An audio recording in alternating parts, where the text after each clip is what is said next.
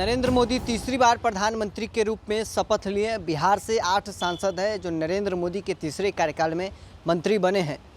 जिन सांसदों ने मंत्री पद की शपथ ली, जातीय समीकरण के आधार पर देखा जाए तो राजपूत समाज से एक भी मंत्री नहीं बनाया गया है। वहीं भूमिहार समाज से 2 मंत्री दिया गया है, ललन सिंह और गिरिराज सिंह को। तो वहीं कुशवाहा समाज भी नरेंद्र मोदी के तीसरे कार्यकाल से नदारद रहे। हमारे साथ वरिष्ठ पत्रकार इंदु भूषण सर हैं।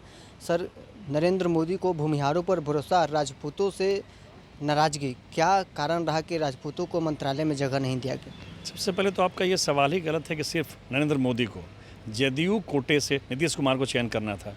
जदयू ने चयन किया है, जबकि वहाँ 2-2 जीते हैं, कुशवाहा, विजय लक्ष्मी जी और सुनील जी, फिर भी उन्होंने चयन किया इनको।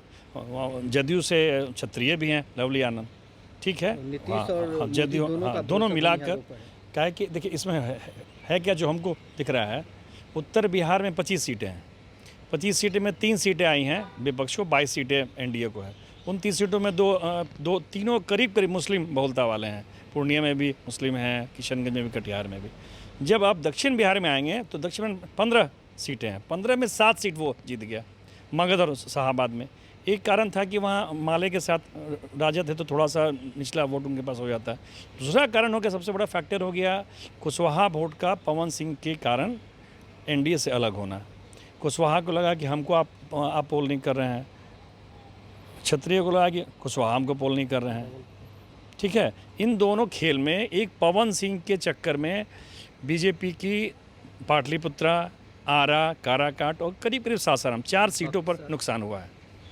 बक्सर पर तो चूँकि बक्सर में तो क्षत्रिय उम्मीदवार थे राजद के, इसलिए वहाँ ज़्यादा अंतर नहीं पड़ने वाला था। लेकिन इन 4 सीटों पर एकदम जीतने की स्थिति में थी। वो पवन सिंह फैक्टर के चलते, इसको कई बार कुशवाहा जी कह भी रहे हैं कि फैक्टर था, कि फैक्टर बनाया गया।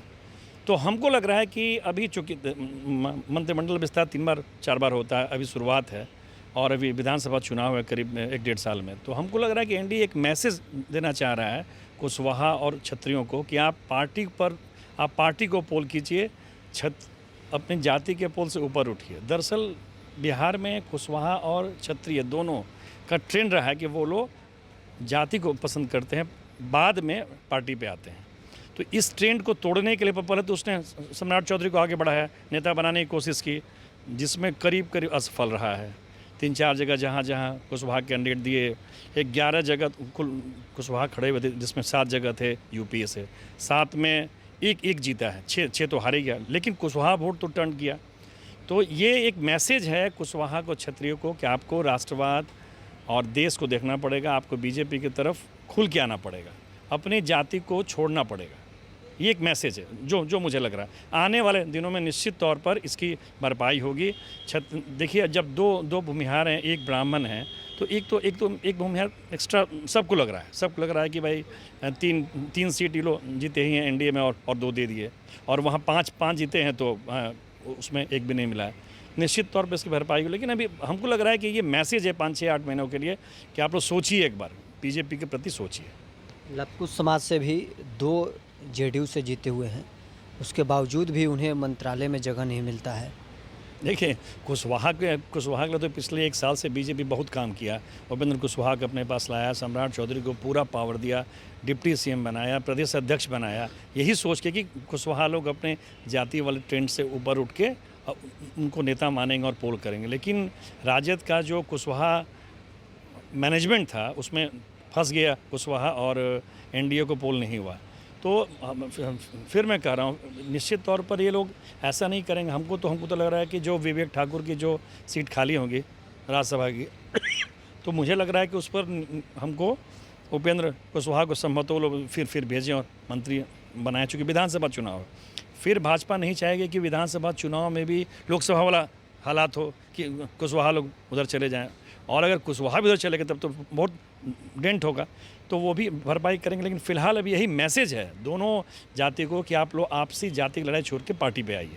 अगले कैबिनेट एक्सपेंशन में जो उपेंद्र कुशवाहा है उनको भी मंत्री बनने का चांस नज़र आ रहा है। निश्चित तौर पर एक कुशवाहा से और एक क्षत्रिय से निश्चित तौर पर अगले 6-8 महीने में, 10 महीने में, जब बीजेपी अपने आप को थोड़ा सा स्टेबल कर लेगी, अभी तो उसको 30-32 सीट अपना ही कम है, ठीक है कि एनडीए को बहुत मिला, लेकिन जो मोदी मैनेजमेंट है, जो शाह मैनेजमेंट है, मुझे लगता है आने वाले दिनों में लोग कुछ पार्टियों को मिला उला के अपने आप को 300 के आसपास ले जाएंगे। जब लोग थोड़ा स्टेबल हो जाएंगे और लगेगा कि अब हम फिट ठीक हैं, तब ये लोग छत्री को और कुशवाहा को जरूर मंत्री लेंगे, क्योंकि विधानसभा चुनाव है। विधानसभा चुनाव को देखते हुए बीजेपी को ये करना भी चाहिए और करना भी होगा। लेकिन सवाल है कि आखिर भूमिहारों पर भरोसा नीतीश के साथ अब मोदी को भी हो रहा है। गिरिराज सिंह को लगातार तीसरी बार मोदी अपने मंत्रालय में रखते हैं। पहली बार में वो राज्य मंत्री थे और 2 बार से वो लगातार कैबिनेट मंत्री। आखिर क्या कारण रहा विजय सिन्हा को डिप्टी सीएम बनाया जाता है? आपके सवाल में उत्तर है। अब देखिए, एक पवन सिंह खड़ा हुए, तो पवन सिंह के प्रति बीजेपी जो क्षत्रिय लोग पागल हो गए और उसके चलते 4-5 सीटों का नुकसान हुआ। दूसरी ओर आप भूमिहार की तरफ आइए, यूपीए की तरफ से मात्र एक राजपूत को सीट मिला, बक्सर से जीत गया वो। भूमिहारों को 3 सीट मिला था, भागलपुर, वैशाली, महाराजगंज, तीनों सीट हार गया। तो ये मैसेज है ना कि भूमिहार अभी भी बीजेपी के साथ है।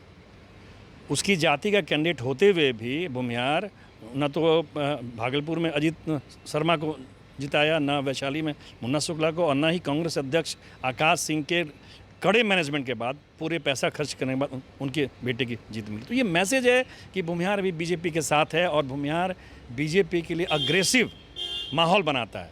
देखिए, भूमिहार का वोट ज़्यादा नहीं है और जो है भी वो उसमें आधे वोट बाहर रहते हैं। वोटिंग कैपेसिटी कम है, लेकिन वोट को मैनेजमेंट करने की कैपेसिटी भूमिहार के पास है। वो लोग माहौल बनाते हैं, बोलते हैं। तो और ये इस चुनाव के रिजल्ट से आप खुद देख लें कि यूपीए को 1 क्षेत्रीय मिला, वो जीत गया है, 3 भूमिहार मिला, तीनों हार गया है। तो ये मैसेज है कि भूमिहार बीजेपी के साथ है, इसलिए भूमिहार को ये सम्मान दिया गया उनके अग्रेसिव मैनेजमेंट के लिए।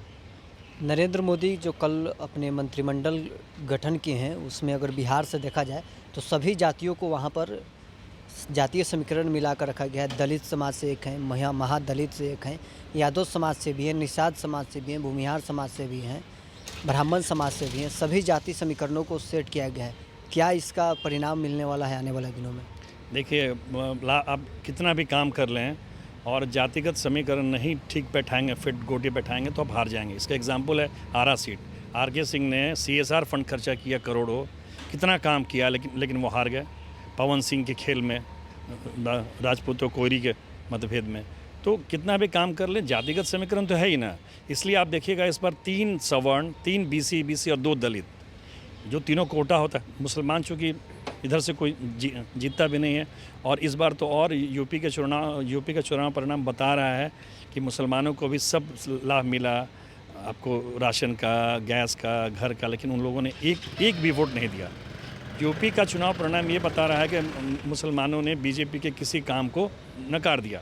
वो लोग धर्म के कार्ड पे दूसरी तरफ रहे, तो मुसलमानों को तो देने का सवाल भी नहीं। और ये पिछले 2 अपने कार्यकाल से दिखाते हुए रहे हैं कि बिना मुस्लिम के हम देश चला रहे हैं। लेकिन अभी जो बोले 2 जाति राजपूत कुशवाहा पर निश्चित तौर पर आगे पार्टी काम करेगी। अभी वो मैसेज दे रही है कि आप लोगों के आपसी मतभेद के चलते हमारी 3-4 सीटें हमको गंवानी पड़ी है। और अभी एक सीट, अभी क्या है कि इस मोदी के तीसरे कार्यकाल में जो सीटें कम हो गई, तो उनको एक सीट महत्वपूर्ण है, तो 4 सीट बहुत होता है। पहले जब नरेंद्र मोदी पहली बार प्रधानमंत्री के रूप में शपथ लिए थे तो 2 राजपूत समाज से मंत्री थे, राजीव प्रताप रूढ़ी और आर.के. सिंह, दोनों MOS मंत्रालय उन दोनों को मिला था। लेकिन इस दूसरी जब कार्यकाल आया तो 1 मंत्री रहे, तीसरे कार्यकाल में नदारत हो गए, संख्या लगातार गिरते जा रहा है। बस सिर्फ पवन फैक्टर है। निश्चित तौर पर लोग क्षत्रिय मंत्री बनेंगे, 5-5 अच्छे लोग हैं। राधा मोहन सिंह पुराने अनुभवी हैं, रूढ़ी हैं, सिग्रीवाल हैं, नीचे आइए तो आपको ये लवली आनंद हैं, वीणा देवी हैं। क्षत्रिय को बनाएंगे वो लोग। लेकिन अभी वही मैं फिर दोहरा रहा हूँ कि उन्होंने ये मैसेज दिया है कि आप लोग जाति से उठ के देश के बारे में आप सोचिए। तो आपने सुना, हमारे साथ वरिष्ठ पत्रकार इंद्रभूषण सर थे, जिन्होंने साफ तौर पर बताया है कि राजपूतों को अभी मोदी जो मंत्रिमंडल का उनका विस्तार हुआ है उसमें अभी उनको जगह नहीं मिला है। लेकिन आने वाला दिनों में बिहार चुनाव को देखते हुए राजपूत समाज को उसमें शामिल किया जाएगा। बहरहाल इस खबर में इतना ही। आप बने रहे न्यूज़ 4 नेशन के साथ।